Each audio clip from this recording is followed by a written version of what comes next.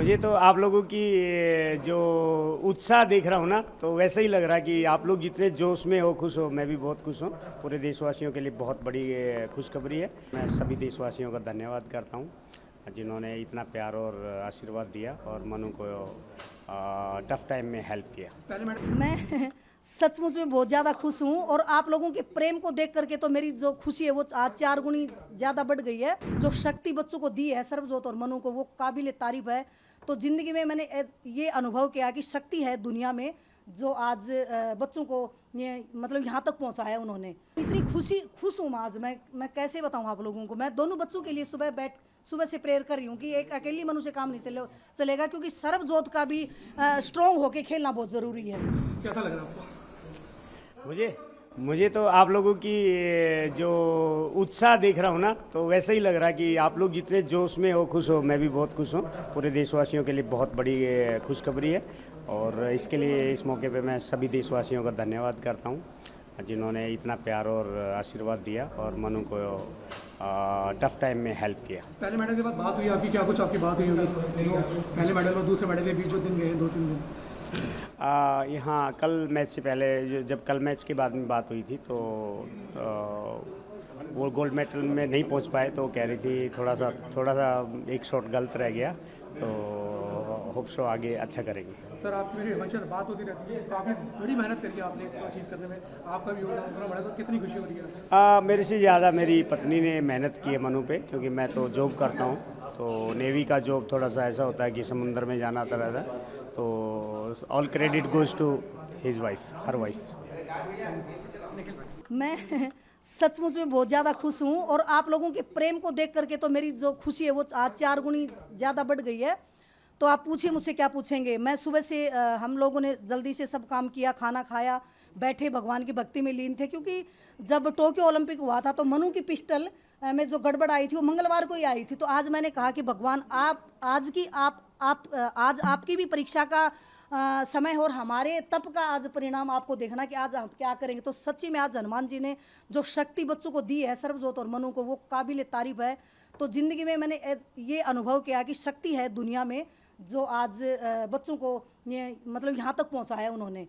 तो हमारी जो श्रद्धा, हम चारों हमारी फैमिली में, जैसे मेरे पति, मैं, मेरा बेटा और मनु, हम हनुमान जी के बड़े भक्त हैं। हम अपनी पूजा करते रहते हैं। मैं हर रोज़ बच्चों को बोल के, अभी तो जैसे उनकी हैबिट होगी, हर रोज़ हम जय हनुमान ज्ञान गुण सागर श्री हनुमान चालीसा का पाठ करते हैं। और मैं सुबह 4:30 बजे उठ के, जब से मनु ने ट्रायल करी है, मैं पूरे साल से, मैं पूरा जनवरी से लगी हुई है तब करने की भगवान मुझे वो फल अब की बार निष्फल मत करना, फल जरूर दे देना मेरी बेटी को। चाहे मुझे अंगारों पे चलना पड़े मैं चलूंगी, चाहे मुझे कांटों पे चलना पड़े मैं चलूंगी, बट मेरी बेटी को निराश करके मत भेजना। तो आज वो नहीं, मैच नहीं देखा, हम लोग वही तब कर रहे थे जब मेरे नेबर ने आके मुझे बताया कि मनु जीत गई है, तब मैं उठ के आई हूँ। दोनों हस्बैंड वाइफ ने अच्छे से उसके बाद टीवी हमने चलाया है, उसके बाद मैंने मनु को देखा टीवी पे। तो मेरी खुशी इतनी थी कि मैंने कहा मेरे पति को कि पानी दे दो, नहीं तो शायद आज मेरे अंदर हार्ट फेल होगा मेरा, ऐसा कुछ मुझे फील हो रहा था।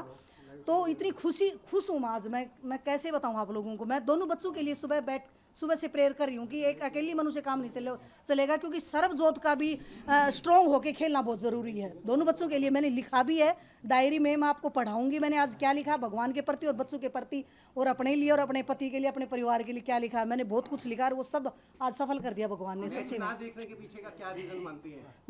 मैं ये रीजन मानती हूँ, क्योंकि जो बोलते हैं कि शूटिंग करते हैं तो उस पर एक माइंड को फोकस रखते हैं। तो मैं सोचती हूँ कि मेरी जो एकाग्रता वो भी मेरी बेटी के बहुत काम आती है।